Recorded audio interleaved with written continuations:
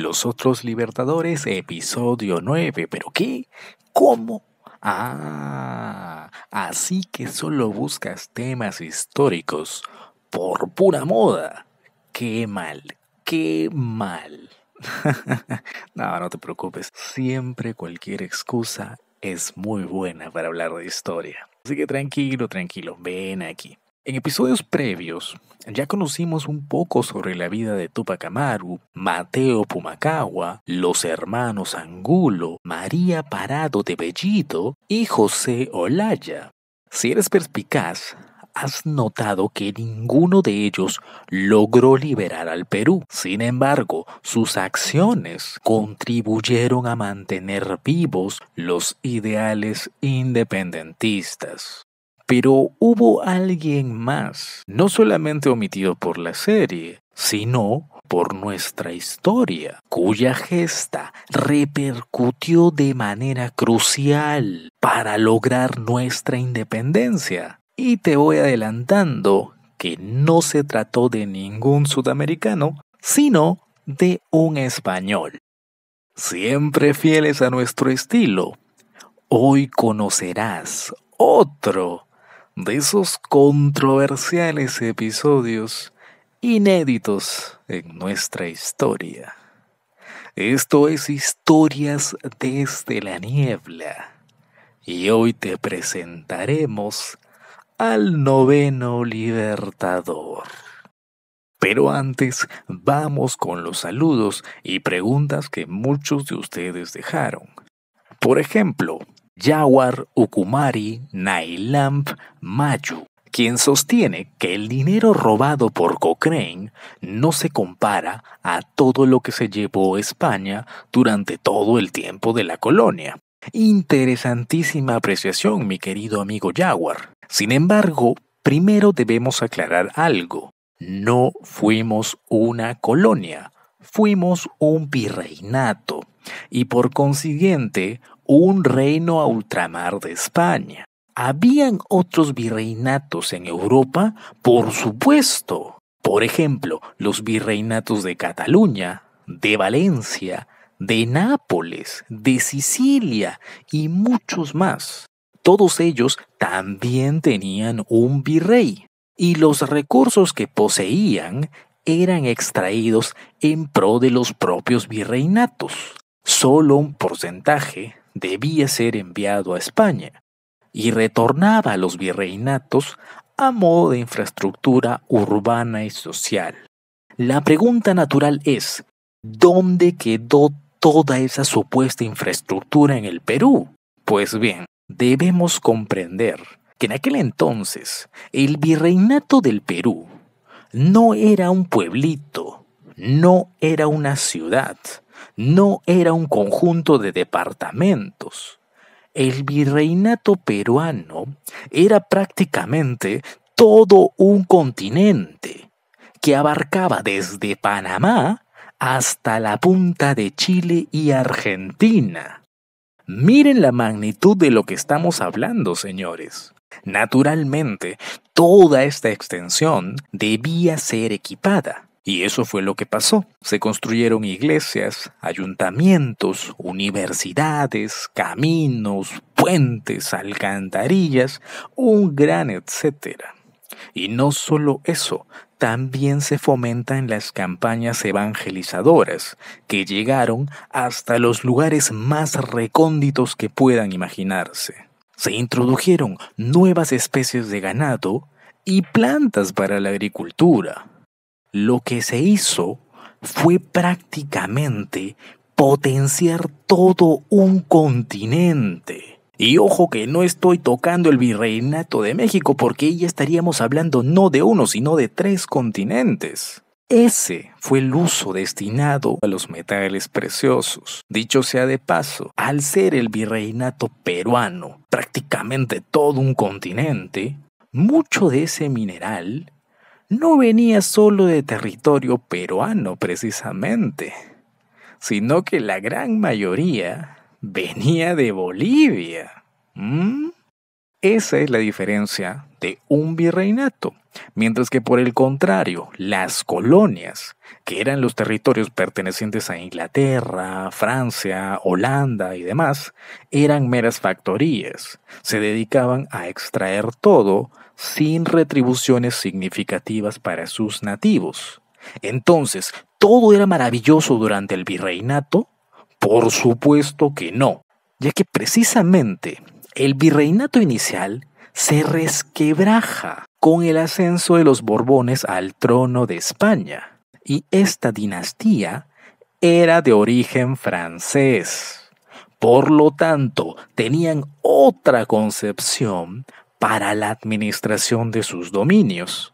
Esto se verá claramente reflejado en las reformas borbónicas, las cuales motivarán los primeros alzamientos en América, como el de José Gabriel Condorcanqui, por ejemplo.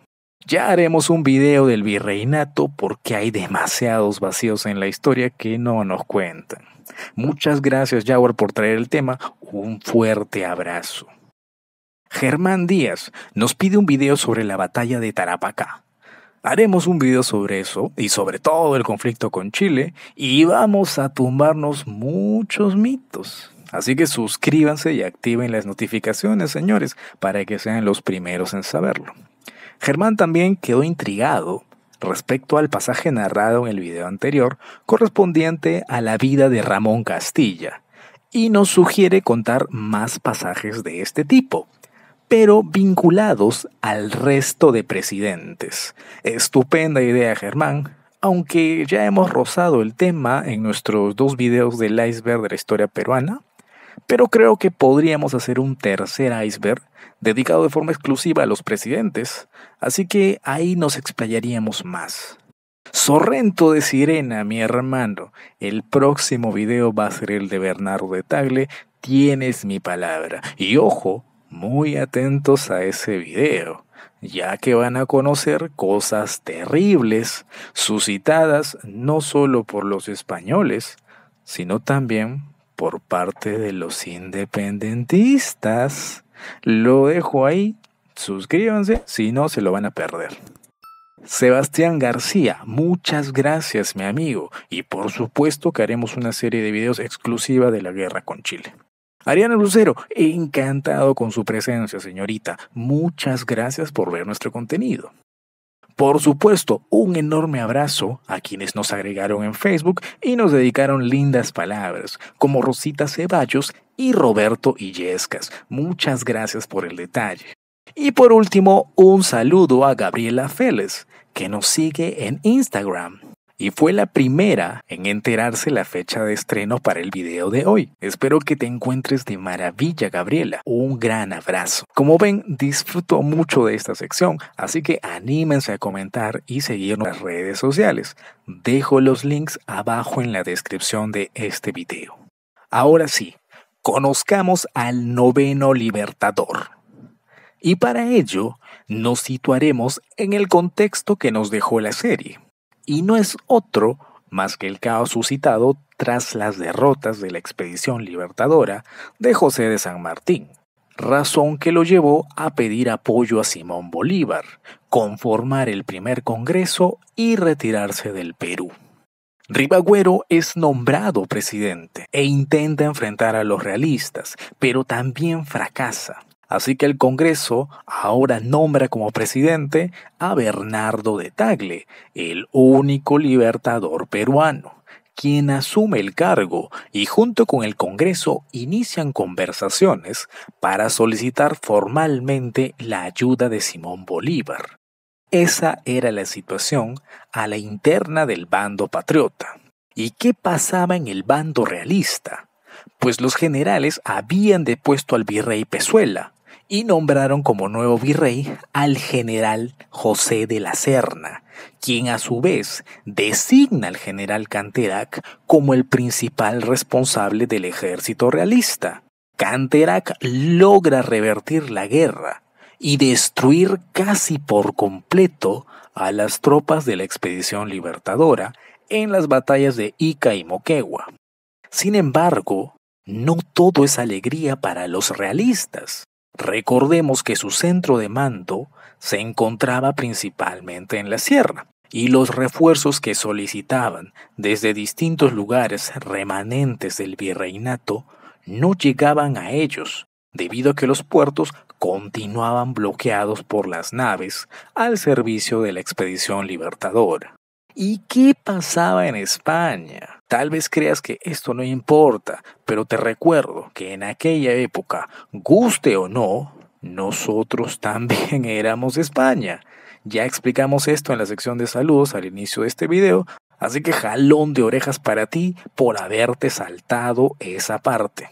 Entonces, cualquier evento que sucedía aquí indudablemente terminaba repercutiendo en América, como por ejemplo cuando se promulga la Constitución de Cádiz durante la ausencia del rey Fernando. Ello repercute en el Perú con la revolución de los hermanos Angulo, por ejemplo. Si no recuerdas todo lo que pasó en Europa en esa época, te sugiero ir a revisar el episodio número 3 de nuestra serie. Bien, asumiendo que ya recordaste, te contaré lo que pasó después. El rey Fernando VII vuelve al trono de España y deroga la Constitución de Cádiz en 1814, decretando el regreso a la monarquía. Sin embargo, las ideas liberales ya habían calado dentro de muchos intelectuales españoles, quienes no verán con buenos ojos esto, y por si fuera poco, estas ideas también lograron colarse en muchos altos mandos del ejército español. Eran momentos de mucha tensión dentro de España. Y en América los levantamientos independentistas empiezan a triunfar, como es el caso de Buenos Aires, por ejemplo. Ante ello, el rey no va a quedarse de manos cruzadas y conforma su propia expedición para hacer frente a todos los insurgentes en América. Pero ¿qué pasó con esta expedición, ya que nunca llegó a América? Pues bien, para aquel momento, muchos de esos comandantes pertenecían a logias masónicas, y si ya has visto algunos videos de este canal, conoces perfectamente que la independencia de América no habría sido posible sin la intervención de la masonería. Es por eso que el coronel español Rafael del Riego se subleva y marcha con su batallón hasta Madrid, donde sucede lo mismo que ya había pasado en Francia durante 1789. El rey Fernando VII es obligado a juramentar sobre la Constitución de Cádiz, validándola nuevamente. Los liberales son quienes dominan España ahora, y el rey pierde muchos de sus poderes absolutistas. Este periodo durará desde 1820 hasta 1823 y será conocido como el Trienio Liberal. Todo este caos envolvió la monarquía española durante este periodo, y no lo olvides, ya que será de vital importancia a futuro.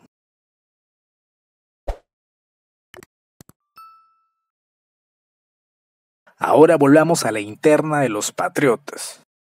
Como todos sabemos, tras los infructuosos intentos de San Martín y el gobierno peruano por intentar derrotar a las fuerzas realistas, Simón Bolívar llega a Lima, convocado por el Estado, para tomar las riendas de la guerra. Sin embargo, la situación no va a cambiar mucho, e incluso se pondría peor para los patriotas, porque el expresidente Rivagüero había formado su propio ejército en el norte y estaba pactando con las fuerzas realistas. Bolívar decide frenar esa posible alianza y se ve obligado a marchar rumbo al norte para combatir tanto a Rivagüero como a los realistas al mismo tiempo. Y tuvo que movilizarse subiendo junto a sus hombres por la Cordillera Negra, para luego descender hasta el Callejón de Huaylas, donde una parte de su ejército se va a ir con Sucre para enfrentar a los realistas en Huánuco y Pasco, mientras que la otra parte seguirá junto a Bolívar para pelear contra Rivagüero. Durante todo este periplo, Las tropas van a ser víctimas de la geografía, sus equipos se van a desgastar, algunos soldados se van a caer por los precipicios, todo un caos que los desmoralizó. Por suerte para Bolívar, Ribagüero evitó la pelea y terminará apresado por sus propios comandantes, mandándolo al exilio. Bolívar, consciente del estado en el que se hallaban sus hombres, decide pedir apoyo a la Gran Colombia. Pero estos no llegarán nunca, y recién arribarán al Perú cuando la guerra ya ha terminado. Entonces, a fin de reponer su ejército, Bolívar efectuará una serie de órdenes, las cuales, si uno no supiera sus antecedentes en territorios de la Gran Colombia, pensaría que fueron producto de la desesperación, pero los que sí conocemos sus costumbres, no nos extraña en lo absoluto lo que hizo. ¿Quieres saber qué atrocidades hizo? Y no solo en tierras peruanas, sino también en gran colombianas. Déjamelo saber en los comentarios y suscríbete a este canal para cuando saquemos ese video. Por otro lado, en el Callao, los remanentes de la Expedición Libertadora del Sur se encontraban refugiados en la fortaleza del Real Felipe, custodiando a los prisioneros realistas. Sin embargo, todos estos héroes que habían batallado por el Perú fueron tratados de la peor manera. Sus provisiones constaban de arroz agorgojado, frijoles apolillados, carne seca aguzanada y encima les debían 1 año de pago. E incluso corrían rumores que pronto los iban a obligar a unirse con el ejército de Bolívar. Y estos hombres a esas alturas lo único que querían era volver a sus casas, en Chile y Argentina. Motivo de esto, van a levantarse contra el gobierno peruano, liberarán a los presos e incluso izarán la bandera realista en el Real Felipe, permitiendo que el general Canterac vuelva a tomar todo Lima. Y si ustedes están rompiéndose la cabeza pensando en cómo hizo Bolívar para recuperar Lima, pues sígansela rompiendo, dado que Bolívar optó en dar por perdido tanto todo el Callao como todo Lima, tal y cual como están escuchando. Entonces, ¿cómo es posible que pese a todo esto se lograra vencer a los realistas? Pues para hallar la respuesta debemos volver a Europa.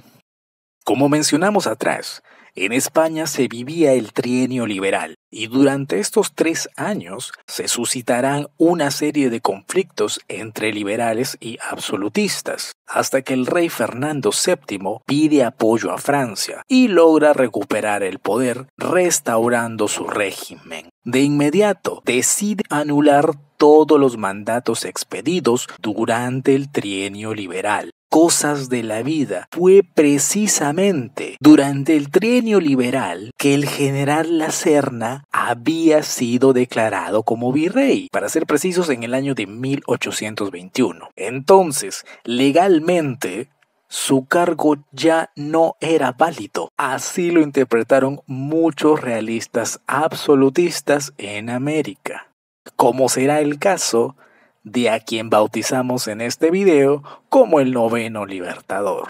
Y ya, sin más preámbulos, te presento al general Pedro de Olañeta, un español totalmente leal al rey, cuyas acciones serán las principales responsables de ocasionar la derrota realista. El general de Olañeta se hallaba destacado en la zona del Alto Perú, lo que es Bolivia actualmente.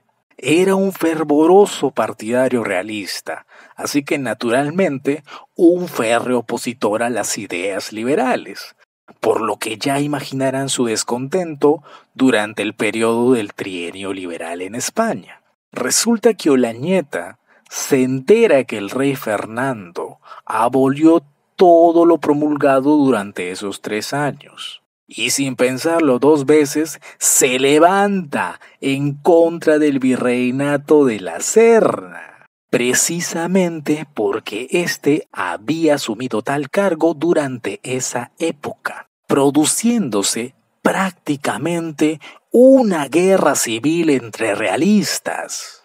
Así que el virrey La Serna, que ya tenía la guerra prácticamente ganada, tiene que poner un alto a todo y dirigir sus esfuerzos hacia el Alto Perú para hacer frente a este nuevo enemigo. Coloca al mando de esa misión al general Jerónimo Valdés y deja al general Canterac con un reducido ejército en Junín para mantener la posición. Las tropas de Valdés entablarán batalla contra las de Olañeta en encarnizados encuentros durante los meses de junio, julio y agosto de 1824 en el Alto Perú. Y si has prestado atención a tus clases de historia en el colegio, sabrás lo que pasaba mientras tanto en Junín. Para ser precisos, un 6 de agosto de 1824. A ver, ¿qué pasó ese día? Así es, sucedió la batalla de Junín, donde el ejército libertador de Bolívar derrota al ejército realista comandado por Canterac, quien se había quedado prácticamente solo, debido a que el resto de los realistas se encontraban peleando entre ellos en el Alto Perú. Una de las más afamadas gestas patriotas debe su éxito a la imprudencia de un fervoroso realista, como lo fue el general Pedro de Olañeta, uno de esos personajes que por caprichos del destino terminan siendo útiles a causas totalmente opuestas con sus ideales. Ironías de la vida en toda regla. Un dato curioso, pese a tener todo a su favor, la batalla de Junín estuvo a punto de ser perdida por el ejército libertador. No podía ni contra un remanente de los realistas. Inclusive, el general patriota Lamar ya había ordenado la retirada. Pero el encargado de llevar dicha orden, el célebre José Errázuri, le miente a su comandante y le dice que Lamar ordena que los húsares entren a la batalla. En efecto, Isidoro Suárez, el comandante de los húsares, ordena la carga y gracias a ello logran voltear la batalla, obteniendo la victoria patriota. Sin lugar a dudas, la batalla de Junín establecería un hito de vital importancia para los independentistas, pues marcó el camino a seguir para lograr la derrota definitiva del ejército realista. Y todo gracias al desplante ocasionado por Pedro de Olañeta, el noveno libertador. Y si llegaste hasta aquí es porque te ha gustado el video, así que muéstrame tu apoyo suscribiéndote al canal y compartiendo este video. Me ayudarías muchísimo. Activa la campana de notificaciones y síguenos en nuestras redes para mantenerte al tanto de futuros videos. Esto fue Historias desde la Niebla y acompáñenme a disiparlas.